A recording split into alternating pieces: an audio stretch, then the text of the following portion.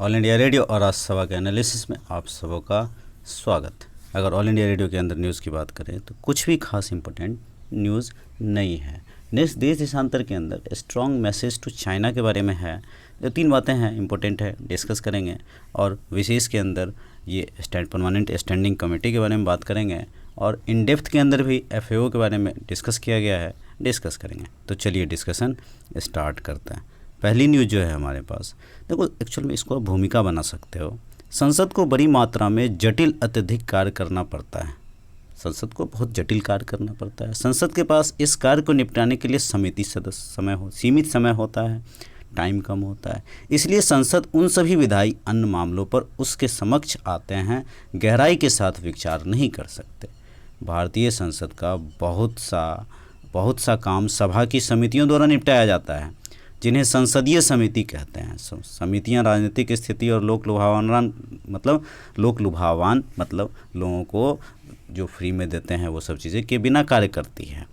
विषयों में विशेषज्ञता विकसित करने में मदद करती है और स्वतंत्र विशेषज्ञों और हितधारकों के साथ परामर्श को सक्षम बनाती है। कुल मिलाकर के यह जो कमेटी है, मतलब कोई भी ड्राफ्ट है, बिल है, उसके ऊपर विचार करके सारी बातें बिना पक्ष विपक्ष को लिए हुए। विपक्ष तो क्या करेगा, पक्ष हंगामा ही करेगा, सही राय तो देगा नहीं। तो हुआ क्या, 1989 में पहले ये बना 3 डिपार्टमेंट मिला करके, बाद में हालांकि हटा दिया गया।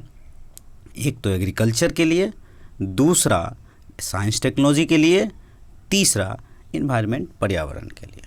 अब ये होता क्या है कि लोकसभा और राज्यसभा के नियमों की समितियों की रिपोर्ट, लोकसभा और राज्यसभा की नियम समितियों की रिपोर्ट अस्थाई समितियों के गठन से जुड़ी 29 मार्च 1993 को सदन में डाला गया।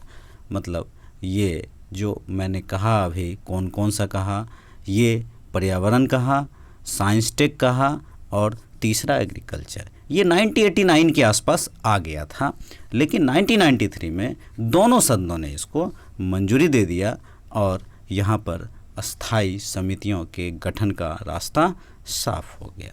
और 1993 में 17 विभाग संबंधी मतलब 17 डिपार्टमेंट संबंधित अस्थाई समितियों के गठन का फैसला हुआ। वही जो अभी कहा, अगस्त 1989 में गठित की गई 3 समितियाँ, क्लाइमेट था, एग्रीकल्चर था और तीसरा साइंस टेक्नोलॉजी था। इनको अस्तित्व खत्म हो गया, मतलब अब अलग से बनेगा। फिर 1993 में संसद के केंद्रीय कक्ष में समारोह हुआ इसका और औपचारिक तौर से नई अस्थायी समितियों का, स्टैंडिंग कमेटी का गठन हो गया। अस्थायी समितियों ने 8 अप्रैल 1993 से, मतलब 8 अप्रैल इंपॉर्टेंट नहीं है, 1993 से स्टार्ट हो गया काम करना। उस वक्त हर समिति में जितने भी समिति थे, मतलब 17 हुआ था, तो ये एक समिति में 45 मेंबर होते थे। 45, ये एक बात ध्यान रखना, वो मंत्री नहीं होनी चाहिए। ये जो 45 सदस्य हैं, उस 45 सदस्य में मंत्री होना जरूरी नहीं है। अब क्या है यहाँ पर कि क्या राज्यसभा के 15 सदस्य और लोकसभा के 30 सदस्य। राज्यसभा के कितने सदस्य? 15 सदस्य और लोकसभा के 30 सदस्य। लोकसभा ज़्यादा है तो ज़्यादा ही होगा, लोकसभा की संख्या में ज़्यादा है, 545 के आसपास, पता है आपको। तो यहाँ से 30 और 15 यहाँ से 13वीं लोकसभा तक अस्थायी समिति में 45 सदस्य होते थे, मतलब स्टैंडिंग कमेटी में 45 सदस्य होते थे। लेकिन यहाँ पर जो है सो एक और बात होती है, 2004 में 7 और विभाग संबंधित अस्थायी समितियाँ का गठन हुआ। अस्थायी समितियों की संख्या बढ़कर अब कितनी हो गई? 24 2004 में। अब देखो मैंने जो वो बात कही थी, यहाँ पर 45 से घटकर 31 हो गई समिति की सदस्य। यहाँ पर मैं दिखा रहा था आपको, एक बार और दिखा देता हूँ। यहाँ देखो 45 सदस्य की बात कही थी, तो ये 45 सदस्य एक समिति में जो होता है उसकी संख्या 31 हो गई। छोटी छोटी कीवर्ड से आजकल UPSC फंसा रहा है, ऐसी चीज़ों पे आपको ध्यान रखना है। और एक बात और बताऊँ, पता नहीं, वैसे मेरे चैनल तो देखते ही नहीं है लोग, लेकिन फिर भी क्या पता कोई देख ले। अब देखो जैसे स्टैंडिंग कमेटी मैंने डिस्कस यहाँ पे किया, मतलब जो राज्यसभा के अंदर आया, आपको जो भी सोर्सेज मिलते हैं, या तो NCERT या ये अपना लक्ष्मीकांत जो है, आप उस रिसोर्स से निकाल करके इसको अच्छे से तैयार कीजिए। यहाँ से क्वेश्चन बनते हैं। हर समिति में राज्यसभा के 10 और लोकसभा के 21 सदस्य। यहाँ पर कितने हो गए? 20 10 30 31। वही बात, समिति के सदस्यों की संख्या 45 से घटकर 31 हो गई हर समिति में राज्यसभा के 10 और लोकसभा के 21 सदस्य। हर समिति में राज्यसभा के 10 होंगे और लोकसभा के कितने, 21 सदस्य होंगे। अब 8 समिति राज्यसभा के सभापति के अधिकार क्षेत्र में होगा, 8 समिति, हालांकि इतना डीप तो नहीं ज़रूरत है। 16 समिति लोकसभा के अधिकार क्षेत्र, मतलब संख्या ज़्यादा होगी तो जाहिर सी बात है लोकसभा मार देना है। यहाँ पर बाकी 16 समिति सेम बातें हैं। यहाँ पर संबंधित मंत्रालय विभाग की अनुदान मांगों पर विचार करती है। ये समितियाँ का, इस कमेटी का काम क्या होता है, तो ये अनुदान मांग पर विचार करती है। दूसरा, सौंपे गए विधेयकों की जांच करती है, जो विधेयक आया वो क्या सही है, गलत है, क्या सुधार होना चाहिए, नहीं होना चाहिए। संबंधित मंत्रालय वार्षिक रिपोर्ट पर विचार की जाती है। राष्ट्रीय आधारभूत दीर्घकालीन नीति वही बात हो गई, दस्तावेज वगैरह तैयार करती है। और सिर्फ सदन में पेश और सौंपे गए विधेयकों पर ही विचार होगा। सदन में जो पेश हुआ, किसी ने पेश किया कोई विधेयक, उसके ऊपर विचार होती है। मंत्रालय या विभाग के दिन प्रतिदिन प्रशासन से जुड़े मामलों पर विचार नहीं होगा। ये लिमिटेशन है कि कोई डेली का डेली ऐसा कोई, मतलब कोई स्पेसिफिक मुद्दा हो तब। अन्य संसदीय समितियों के विचाराधीन मामले में जो विचाराधीन है, रखा हुआ है, उस पर भी नहीं होगा। अब देखो यहाँ पर क्या होता है कि कमेटियाँ 3 तरह की होती है, स्टैंडिंग कमेटियाँ। एक तो एस्टिमेटेड कमेटी, ये प्राक्कलन, लास्ट ईयर भी ये बहुत ज़्यादा न्यूज़ में था, मुझे याद आ रहा है। लोक लेखा समिति, पब्लिक अकाउंट, और ये सरकारी उपक्रम संबंधी। तीनों को एक एक करके देखते हैं। देखो एस्टिमेट कमेटी, इसको इंग्लिश में बोलते हैं प्राक्कलन समिति। 30 सदस्य होते हैं प्राक्कलन समिति में, 30 सदस्य होते हैं। सभी सदस्य लोकसभा से होते हैं। समिति का कार्यकाल 1 साल का होता है। राज्यसभा के सदस्य शामिल नहीं होते हैं। चुनाव आनुपातिक प्रतिनिधित्व के एकल संक्रमणीय से होता है। सरकारी खर्च में कैसे कमी लाई जाए, इसके ऊपर बात करता है। संगठन के कैसे कुशलता लाई जाए, प्रशासन में कैसे सुधार किया जाए, प्रशासन में कुशलता में खर्च में कमी कैसे की जाए, वैकल्पिक नीतियों का सुझाव देता है। राशि को ठीक ढंग से इस्तेमाल किया जाए, पैसे जो हैं हमारे गवर्नमेंट के कंसोलिडेटेड फंड ऑफ इंडिया में या और भी जगह सही जगह इस्तेमाल हो। प्राक्कलन किस रूप से संसद में प्रस्तुत किए जाएंगे, प्राक्कलन किस रूप में संसद में प्रस्तुत किए जाएंगे। प्राक्कलन यानी खर्च अनुमान की पड़ताल। रिपोर्ट पर सदन में बहस नहीं होता है। ये जो एक्चुअली बताता हूँ, एक सेकंड रुको। समिति पूरे साल अपना काम करती है। अब यहाँ पर क्या है कि एक सेकंड, यहाँ पर समिति पूरे साल अपना काम करती है, हाँ प्राक्कलन समिति, ठीक है। रिपोर्ट सदन में बहस नहीं होती है, ये भी ध्यान रखना है। अब देखो यहाँ पर क्या है, लोक लेखा समिति, ये पब्लिक अकाउंट था, प्राक्कलन समिति था, एस्टिमेट कमेटी था, और ये लोक लेखा समिति, पब्लिक अकाउंट कमेटी। देखो पब्लिक अकाउंट मतलब पब्लिक के अकाउंट की बात करेगा। 22 सदस्य होते हैं, वहाँ कितना था, 30 सदस्य होते हैं। 15 लोकसभा से यहाँ पर, और यहाँ 7 राज्यसभा से। तो ज़रा वापस से देख लेते हैं कि प्राक्कलन कमेटी में कितने लोग थे। प्राक्कलन समिति में 30 सदस्य थे। सभी सदस्य, यहाँ कंफ्यूज नहीं करना है, सभी सदस्य लोकसभा से थे।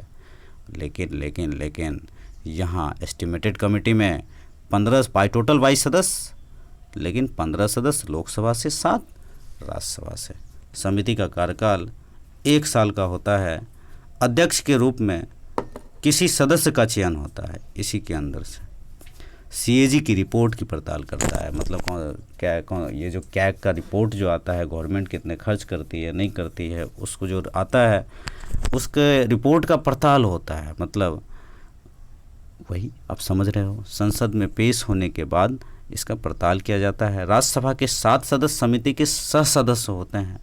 राज्यसभा के सदस्यों को मत देने का अधिकार नहीं है, कॉमन है, मत कैसे देगा। समिति में उनके होने से मजबूती मिलती है, मतलब चीज़ें सही होती हैं।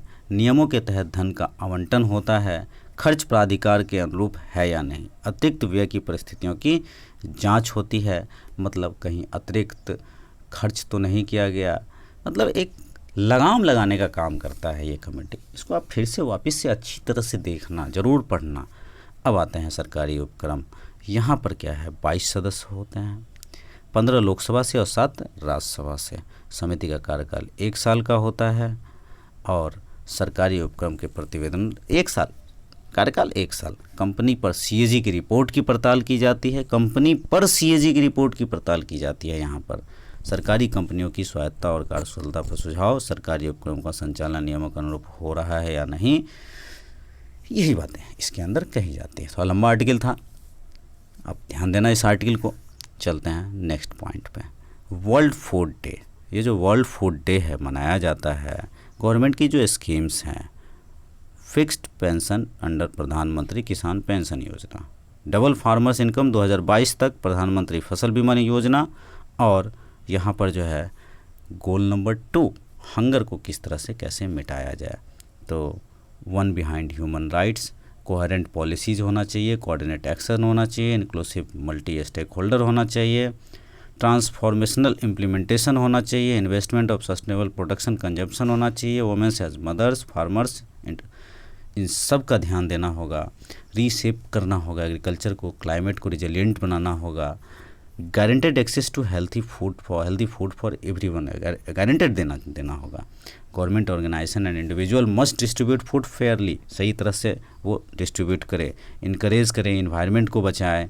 Poverty often direct cause of malnutrition, poverty बहुत बड़ा कॉज है। When people can not afford healthy food they fall in more easily. Must monitor market so that prices are fair for all farmers, prices ऐसा होना चाहिए सभी farmers के लिए वो कम हो, कॉर्पोरेशन अच्छा हो, रिसर्च और डेवलपमेंट हो। 90% जो वर्ल्ड के फार्मर्स हैं फैमिली वो प्रोड्यूस करते हैं, क्या अनाज प्रोड्यूस करते हैं। सबको एक साथ आना होगा, तभी जा कर के हम कुछ कर सकते हैं। क्लाइमेट चेंज, क्लाइमेट के अनुसार भी अडॉप्ट करना होगा, चाहे फॉरेस्ट्री हो, चाहे फिशरीज हो। Fight against hunger needs innovation की ज़रूरत है, नो डाउट। प्राइवेट सेक्टर में हो, चाहे पब्लिक सेक्टर में हो, चाहे गवर्नमेंट सेक्टर में हो, कंपनीज़ हो, एग्रीकल्चर को बढ़ाने के लिए इनोवेशन करना होगा। नेक्स्ट और बात की जाए तो ड्रॉट्स की बात हो, मतलब सेफ वाटर, ड्रॉट्स को बचाएं, save water whatever we can, fix leaks, use rain water in garden, use bucket to bath, turn off taps को बंद करें। जो shop from local farmers to support local economy, इनको economy को support करना होगा। एक बात और याद दिला दूं आपको कि ये आप वही बातें हैं पॉल्यूशन ओवरऑल वगैरह, कि इसको नोबेल प्राइज़ भी मिला है FAO को, फूड एग्रीकल्चर ऑर्गेनाइजेशन को, और 2-3 दिन पहले हमने डिस्कस भी किया था। तो आज हमने इतनी सारी बातें देखी, आज के डिस्कशन में इतना ही था। Thank you.